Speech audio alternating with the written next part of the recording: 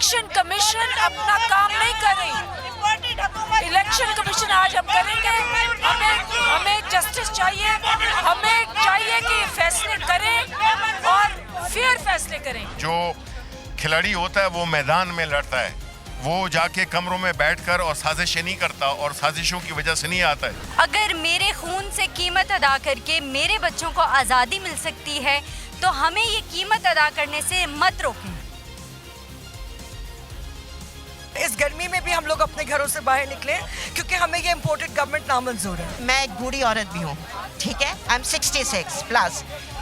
हम यहाँ इंसाफ लेने आए हैं, हमें एक कंट्रोवर्शियल लोग नहीं चाहिए इदारे में। जो लोग अपना ज़मीर बेचते हैं उनको इस असेंबली में बैठना जेब नहीं देता। सुप्रीम कोर्ट में जो बयान दिया गया कि हम इलेक्शन नहीं करा सकते, वो सरासर गैर आईनी है। अस्सलाम वालेकुम नाज़रीन, विजन पाकिस्तान के प्लेटफॉर्म से मैं हूं आपकी मेज़बान सदफ अली खान और इस वक्त मैं मौजूद हूं इलेक्शन कमीशन के बाहर, जहां पर पीटीआई की जानिब से एहतजाज की कॉल दी गई है। अवाम इस वक्त यहां पर क्यों मौजूद हैं और क्या राय रखते हैं, आइए जान लेते हैं। क्या एक्सपेक्ट कर रही हैं आज के दिन में आपके क्या होने जा रहा है? देखिए, इलेक्शन कमीशन जो है वो पीएमएलएन का एक विंग है और आप देखें कि वो वीडियोस से लेके जो पिछले सेनेट में इनका मोटो है free and fair elections. Senate के अंदर वीडियोस हैं कि यूसुफ रजा गिलानी के बेटे ने रिश्वतें ऑफर की हैं। 1 साल हो गया है, 1 साल हो गया है, उसका फैसला महफूज किया हुआ है। कहाँ महफूज किया हुआ है? जाती उम्रा में। वो क्यों नहीं दे रहे? अगर वो देते, सजाएं मिलती तो अब ये ना होता। आप क्या कहेंगी कि इम्पोर्टेड हुकूमत नामंजूर का ट्विटर पर टॉप ट्रेंड चल रहा है, इसके बारे में क्या कहेंगी आप? मैं ये कहूँगी कि we are one of the people जो इस ट्रेंड को ऊपर लाने के पूरे हर रोज़ उस पर ट्वीट, लेकिन ये हमारे दिल के सेंटिमेंट्स हैं। It's not just about a trend, it is about how we feel कि हम एक्चुअली इम्पोर्टेड गवर्नमेंट को एक्सेप्ट नहीं करते and that's why we are protesting, that's why we are going out every day. इस गर्मी में भी हम लोग अपने घरों से बाहर निकले क्योंकि हमें ये इम्पोर्टेड गवर्नमेंट नामंजूर है, हर हालत में नामंजूर है, किसी कीमत पे एक्सेप्ट नहीं करते उनको। मैं एक बूढ़ी औरत भी हूँ, ठीक है, आई एम 66 प्लस। हम यहाँ इंसाफ लेने आए हैं, हमें एक कंट्रोवर्शियल लोग नहीं चाहिए इदारे में। अगर हमने पाकिस्तान को एक अच्छा, एक गैरतमंद, एक आज़ाद मुल्क बनाना है तो इस आज़ाद मुल्क में हमें इस किस्म के लोगों को हटाना पड़ेगा। इलेक्शंस आ रहे हैं, कंट्रोवर्शियल, इन्होंने अपने को बता दिया कि मैं कितना कंट्रोवर्शियल हूँ। इन्होंने अपनी फंडिंग केस में, फॉरेन फंडिंग केस में, MNS की केसेस में, हर चीज़ को आप लें, इन्होंने गैर जानबदारी अपने को जानबदार साबुत कर चुके हैं। So if he is a controversial person तो आप कैसे एक्सपेक्ट करेंगे कि ये आगे आए हुए जनरल इलेक्शंस को ईमानदारी से करेंगे? मुखालिफ पार्टियों की जानिब से कहा जा रहा है कि ये जितना सारा कुछ भी एहतजाज हो रहा है ये सिर्फ और सिर्फ चीज़ों को टालने के लिए कोई राह फरार है। आप क्या कहेंगे इस हवाले से? अरे राह फरार है, हम तो कह रहे हैं कि इलेक्शन लड़ें। जो खिलाड़ी होता है वो मैदान में लड़ता है, वो जाके कमरों में बैठकर और साजिशें नहीं करता और साजिशों की वजह से नहीं आता है। पाकिस्तान तहरीक इंसाफ, आप पूरे मुल्क को पता है कि सारी अवाम इस मुल्क की, जो कि पीटीआई के मेंबर्स थे या नहीं थे, सब एक ये जो है ये चोर, ये इम्पोर्टेड हुकूमत, ये एक तरफ खड़े हुए हैं और सारी कौम दूसरी तरफ खड़ी हुई है। अवाम का रिएक्शन आपने देख लिया, लाहौर, कराची, पेशावर, इस्लामाबाद के जलसों में जिस तरह से पजीराई दी है प्राइम मिनिस्टर इमरान खान को। हम उसको प्राइम मिनिस्टर अभी भी, हमारा वो दिलों का प्राइम मिनिस्टर है, वो प्राइम मिनिस्टर है और उसने इस मुल्क में जिन्होंने इस मुल्क को लूटा, जिन्होंने इस मुल्क के इदारों को तबाह बर्बाद किया, हमारा जहाद उनके खिलाफ है। और इंशाअल्लाह पाकिस्तान की अवाम के सपोर्ट के साथ प्राइम मिनिस्टर इमरान खान की लीडरशिप में हम ये जो करप्ट स्टेटस को है हम इसको डिमोलिश करेंगे। अच्छा, आज हमारी मुख्तलिफ सहाफ़ियों से भी बात हुई है, मुख्तलिफ लोगों से यहाँ पर जो कवर करने के लिए आ रहे हैं, वो कह रहे हैं कि आज तादाद लोगों की यहाँ पर कदरे कम है। इस हवाले से आप क्या कहेंगी? देखिए, बात यह है कि 2-3 फैक्टर्स हैं। एक तो ये कि रोज़ा है, रमज़ान है, दूसरा ये कि रमज़ान के एतबार से ये सुबह सुबह है अभी, यानी लोग तो 1-2 बजे ज़रा उठना शुरू करते हैं और बैंक्स की भी बड़ी शिकायत आ रही है। बैंकिंग सेक्टर के जो एम्प्लॉइज़ हैं वो बैंकर्स कहते हैं कि जिस वक्त तक लोग आना शुरू करते हैं तो 2 बजे बैंक का टाइम भी ख़त्म हो जाता है। सो ज़ाहिर है कि ओवरऑल मामूलात ज़िंदगी वैसे रूटीन के मुताबिक नहीं है और ये तकरीबन हर शहर में जहाँ जहाँ इलेक्शन कमीशन का दफ्तर है उसके बाहर ये एहतजाज चल रहा है।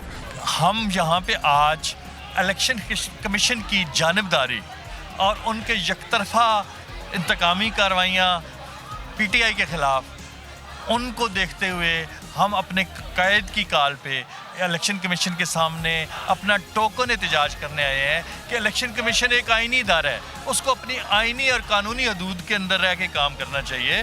उस इलेक्शन कमीशन को पार्टी बन के एक पार्टी को निशाना नहीं बनना चाहिए। फॉरेन फंडिंग तमाम पार्टियों की, पीपल्स पार्टी, नून लीग, ये पुरानी पार्टियाँ हैं, एक दफ़ा भी इनके फंड्स चेक नहीं किए गए।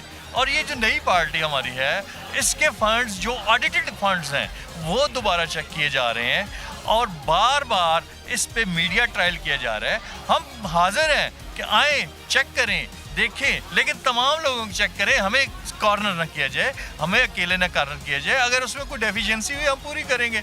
हम आईनी जिम्मेदारी अपनी समझते हैं, कानून के दायरे के अंदर रह के हम काम करना चाहते हैं, लेकिन इलेक्शन कमीशन को अपनी गैर जानिबदारी साबित करना होगी।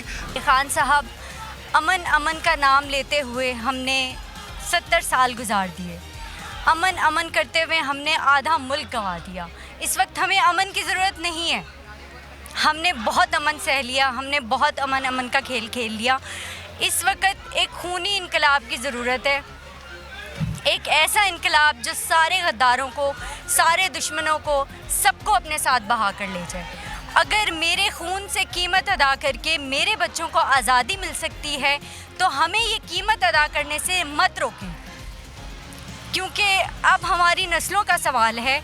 हमारी अगर जान जाती है जाए, लेकिन अमरीकी गुलामी, लेकिन अब ये आज़ादी पे समझौता किसी सूरत नहीं करेंगे। पिछले कुछ अरसे से इलेक्शन कमीशन ने जो इकदाम उठाए हैं उससे, और जो मीडिया में, सोशल मीडिया में इलेक्शन कमीशन की रिश्तेदारियों का चर्चा है, उससे साफ जाहिर हो रहा है कि इलेक्शन कमीशन एक ख़ास और मखसूस पार्टी को फ़ायदा पहुंचाने के लिए काम कर रहे हैं। इलेक्शन कमीशन को चाहिए कि इलेक्शन कमीशन अपनी गैर जानबदारी वाज़े करे या ये काम छोड़ दें।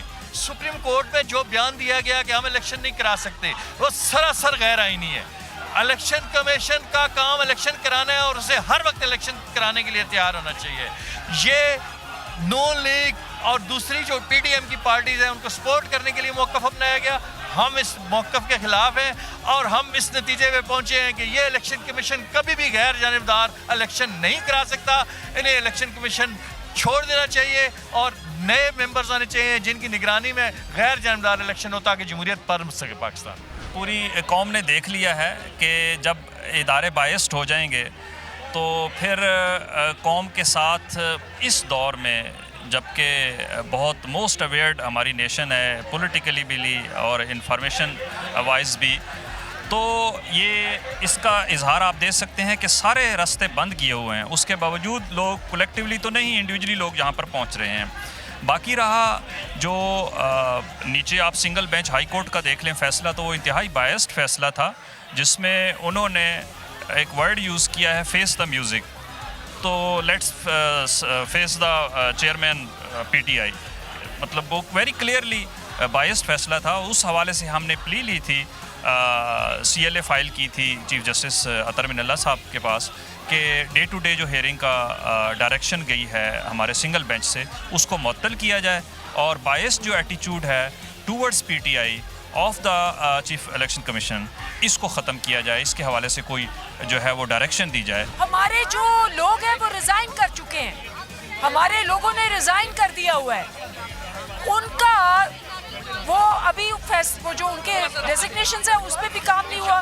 तीसरा, जो हमारे डिस्क्वालीफाई हो गए, उन्होंने फ्लोर क्रॉसिंग की। मखरिफ जो हैं लोग, उनको सजा क्यों नहीं दे रहे?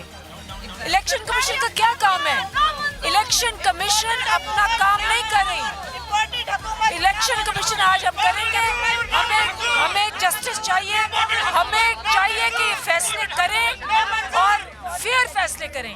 आप देखें कि इस्लामाबाद हाई कोर्ट ने क्या कहा है, उन्होंने भी इनको कहा है कि सारी पार्टियों का करो ताकि डिस्क्रिमिनेटरी ना हो, और अगर नहीं करेंगे तो ये कंटेम्प्ट ऑफ कोर्ट करेंगे। आज हम सारे इकट्ठे हुए हैं, हम कह रहे हैं इलेक्शन कमीशन ये इस किस्म का नामंजूर। हम तो पाकिस्तानी सिटीजन्स के तौर पे आए हैं अपना प्रोटेस्ट रजिस्टर करवाने के। जो लोग अपना ज़मीर बेचते हैं उनको इस असेंबली में बैठना जेब नहीं देता। अवाम क्या राय रखते हैं वो हमने आप तक पहुंचाया। आप कैसा महसूस करते हैं और आप क्या चाहते हैं वो हमें लाइक करके, कमेंट करके और शेयर करके ज़रूर बताइएगा। बहुत शुक्रिया।